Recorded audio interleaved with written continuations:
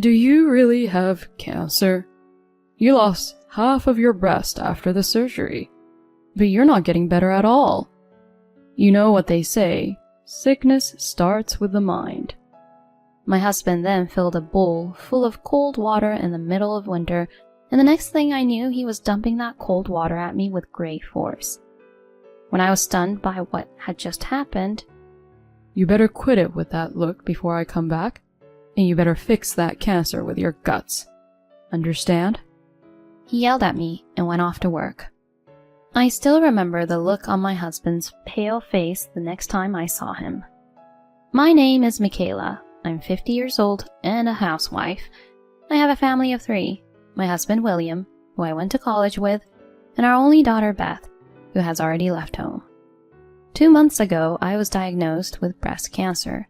I've been noticing some discomfort in my body for a little while now. I kept telling myself, I'll go to the hospital tomorrow, the day after tomorrow, the day after tomorrow, and next week. I've been putting my body on the back burner, and this is the result. The cancer was more advanced than I had imagined, and the doctor diagnosed me the lowest stage. But I wasn't too surprised. Maybe I was prepared for it, because this is not the first time I have been diagnosed with cancer. In fact, I had experienced breast cancer 10 years ago. Back then, my husband was working harder than he is now, and our daughter was in junior high school. I was also working part-time, and our ordinary life was changed by my illness. Cancer? What are you going to do about the housework? Beth is still in middle school. When I told my husband I had cancer, the first thing he said to me was this. He's always talking about himself. My husband William was a workaholic and didn't want to burden himself with family matters rather than my illness. At the time, it was still in its early stages and I was only in the hospital for a month or so. They explained that since there were no other metastases, my breast could be preserved. When I explained this to my husband, he said, Why don't you take the plunge and get rid of your breasts? It's not like you need them. I was hurt that he said those terrible words with a straight face. I was only 40 years old at the time, and removing my breasts was a difficult decision for a woman to make. I chose to ignore my husband's words and preserve my breasts. While I was in the hospital, my mother-in-law Lauren helped me with the house. That too was something my husband forced her to do, so she did it reluctantly. While I was in the hospital, I received daily calls from my daughter on my phone saying, Mom, come home soon. Grandma is so mean to me, I can't take it. My mother-in-law is a serious old-fashioned person, and she yelled at my daughter when she was seen walking down the street with a man when she didn't know. When I checked with my daughter later, she said she was just returning home with some of her classmates after club activities. Lauren was the kind of person who would get angry over such a trivial matter. I felt sick when I heard that she had even mentioned the color of my daughter's underwear after seeing her laundry. When I contacted my mother-in-law directly about this, she said, Who do you think you owe to be in the hospital? You think you're so important. She snapped at me. I tried to talk to my husband about it, but he just said, I don't care. My husband's company has many company events, and the employees are close with each other and their families. Even the president and his wife, the managing director, came to visit me in the hospital, but my husband never showed up. Divorce had often crossed my mind, but I was worried about whether I would be able to get custody of my child, as I had little financial security, and my parents had already passed away, so I had few people I could rely on. The most important reason was that if something happened to me, I would know what would happen to my daughter. 10 years have passed since then. I have been in good health with no recurrence of cancer and no major illnesses. Beth, my daughter, graduated from college and moved out to live on her own. She is struggling with a job she is not used to, but seems to be enjoying it. A few years ago, I quit my part-time job and became a stay-at-home mom. No, it was more correct to say that I had to quit. My parents-in-law's house was within walking distance from my house. My father-in-law died of illness a few years ago, and I was left to take care of him mostly by myself. My mother-in-law, who had also had a hard time taking care of her parents, forced me to take care of my father-in-law as if it was a matter of course, saying that this was my job. My mother-in-law said she didn't want to take care of my father-in-law, and she didn't want to be involved in that kind of work. Sometimes she called me in the middle of the night and asked me to come immediately. Lauren, I'm not a caregiver professional. Please, let me rest at night. I feel bad for your husband. I complained to my mother-in-law once like this. Then she brought up an incident in the past when I was in the hospital. Do you not intend to pay me back from back then? She was very sarcastic. My husband had a sister, Heather, who was also very vicious. I am a married woman, so I have nothing to do with that family anymore. So she won't care for her father. But when my father-in-law passed away, she said, I would like to talk about my inheritance with my mother and brother, so Michaela, you have nothing to do with this, so can you please leave the room? How could she say such a thing without hesitation, without a word of thanks to me who had cared for her father for so many years? My father-in-law was a very kind man, and I felt sorry for him and his family. Just as I was getting ready to ask my husband for a divorce, my mother-in-law developed dementia. It was even harder to care for her than caring for my father-in-law. Hey, give me my money back. I was repeatedly accused of things I never did. Of course, my mother-in-law was wrong, and I never stole a penny. My mother-in-law's dementia only got worse and worse, and there was one time I spoke to a neighbor. You know, this is hard to say. It's about your mother-in-law. She came to the wake the other day, but according to her, the money in the envelope she received from my mother-in-law only included $2. I asked my husband to ask my mother-in-law about this, and he said, That can't be true. The people in the house stole it. He wouldn't even listen to him, and my husband, exasperated, yelled at her to do whatever she wanted, and his anger was also directed at me. You quit your job and became a housewife, so you better take care of my mom properly. He yelled at me. This made me so angry that I snapped back. Excuse me? Cut the crap. Do you think I quit my job because I wanted to? Of course not. You're always working. But isn't she your parent? You should be the only one taking care of her. Don't blame me for any of this. My normally mild-mannered husband became impatient as I raised my voice in anger. Don't suddenly raise your voice. I'll try to help out more, so... Well, I'm sorry. But his apology was only temporary. He took time off work to accompany my mother-in-law to the hospital a few times. But he couldn't take that many days off, so he went back to his old self, and things went right back to the way they were. I had noticed some discomfort in my body at that time, but with my mother-in-law to take care of, my trips to the hospital became more and more distant. By the time I went to the hospital because I was feeling so ill, the cancer had already taken over my body. This time it had metastasized, and I chose to have one of my breasts removed. The reflection in the mirror made me feel like I was no longer a woman. I cried many times. But when I was discharged from the hospital, my husband's words to me were, in a sense, what I had expected. I was to stay at home until the next treatment, and the doctor told me to rest. Still, you could at least take care of Mom. If they took your breasts out, you must be cured by now. The day after I was discharged from the hospital, my husband says such things to me with a sigh as I lay in bed. I can't do it, no matter what you say. Besides, the cancer isn't cured and I'm still sick. I can't deal with your mother. You do it. My wounds are so sore that it hurts to even lift my hand. My mother-in-law gets emotional, throws things, and is not the kind of person a sick person should be dealing with. My husband, who took care of my mother-in-law while I was in the hospital, must have noticed how difficult it was for me. And yet he still forces me to live the same life as before while I'm in the middle of treatment. What a horrible person he is. Anyway, I'm going to work now, and you can handle the rest. My husband said that and tried to leave the house. Cut the crap! I shouted loudly, and he turned around and approached me. Do you really have cancer? You lost half of your breast after the surgery, but you're not getting better at all. You know what they say, sickness starts with the mind.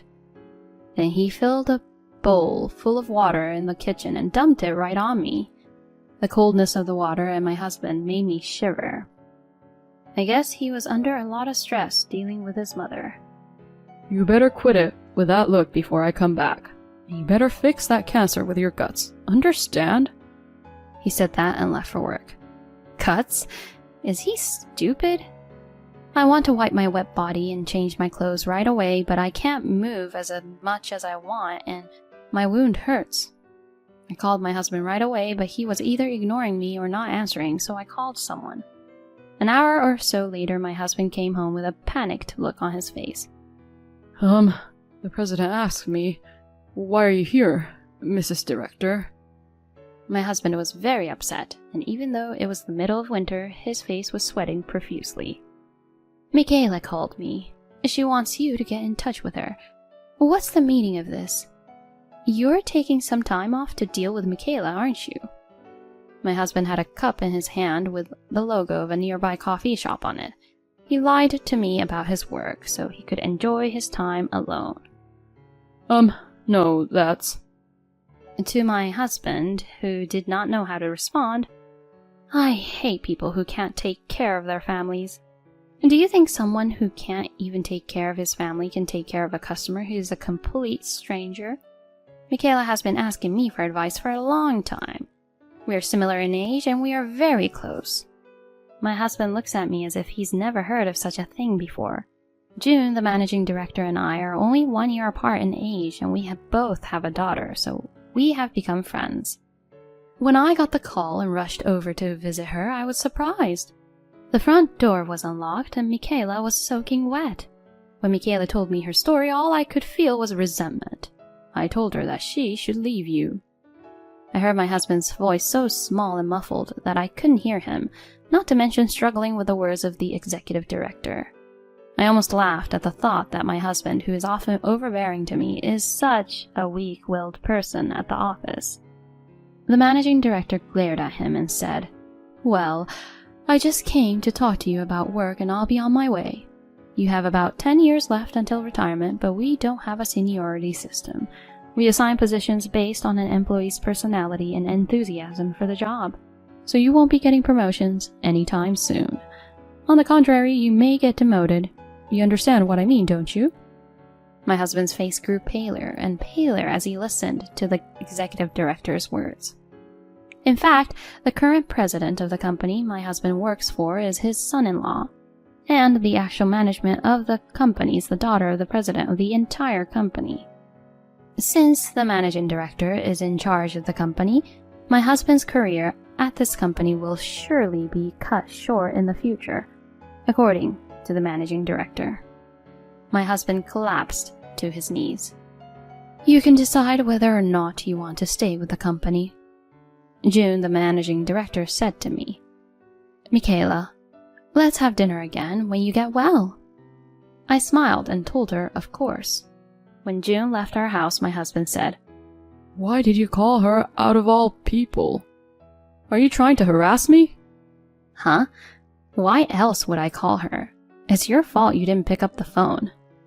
My husband looked frustrated, as if he couldn't say anything back to me. Hey, you're good friends with the managing director, aren't you? I want you to talk to the managing director and tell her that this whole thing was a misunderstanding. Without my income, you'd be in trouble too." He looked at me with eyes like he was hanging on for dear life.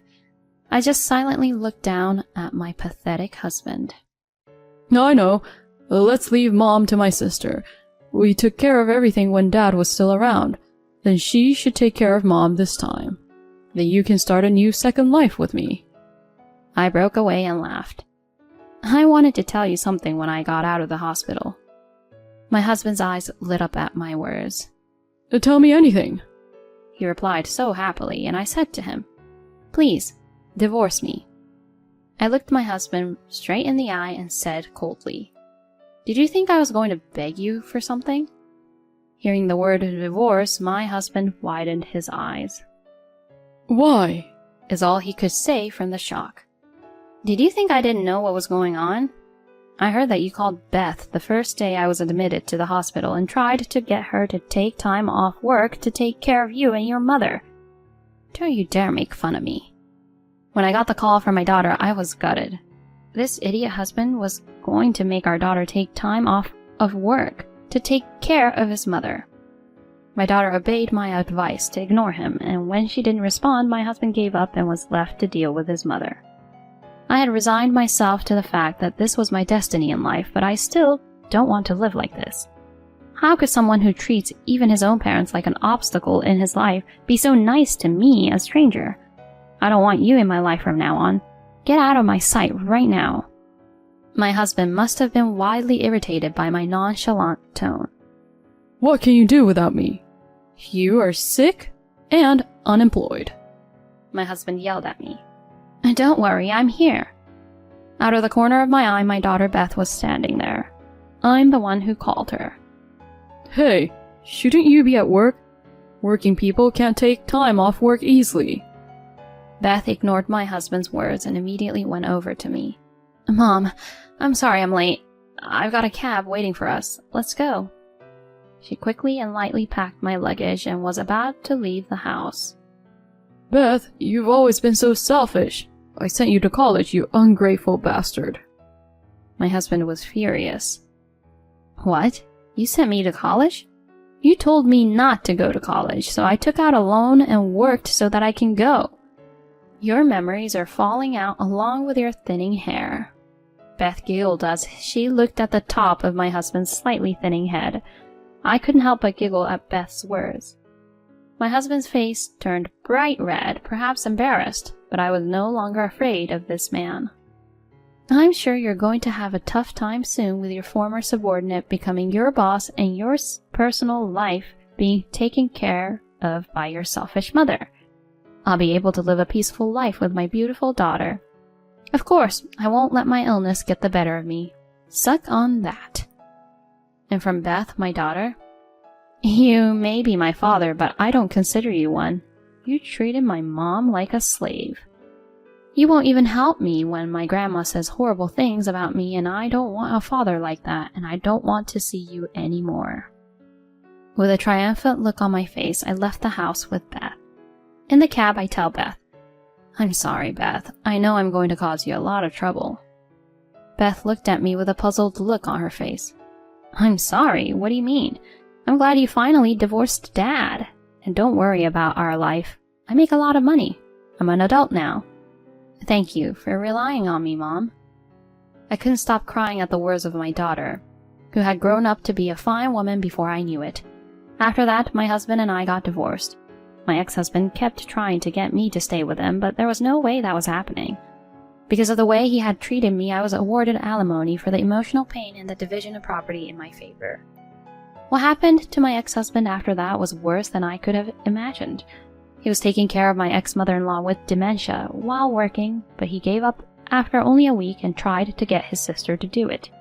Heather tried to put Lauren in a facility, but she was told that there was a long waiting list, a year at the earliest. My ex-mother-in-law would walk out of the house and take store merchandise out of the store, and my ex-husband said the store has called him at work numerous times. William began to make more mistakes because he's not sleeping enough, and his former subordinate has been promoted for supervisor, and he was finally offered to work shorter hours. His income has dropped considerably, and he started living together at his sister's house, but you can hear their bickering every day from the house. One of the neighbors contacted Heather, and it seems that the siblings are now taking care of their own parents even though they don't want to. But it's my ex-mother-in-law, so it's not going to be easy, but I hope they have a hard time. It's none of my business anymore. June, the managing director, told me everything. I moved in with my daughter after that. I finished the rest of my treatment, and now I'm under observation with regular checkups, and I've lost a lot of my energy, so I'm taking time off to do housework and light exercise. I hope to be able to go back to work when things settle down. Recently, I received a call from my ex-husband, whom I have blocked from receiving calls with a blocked number.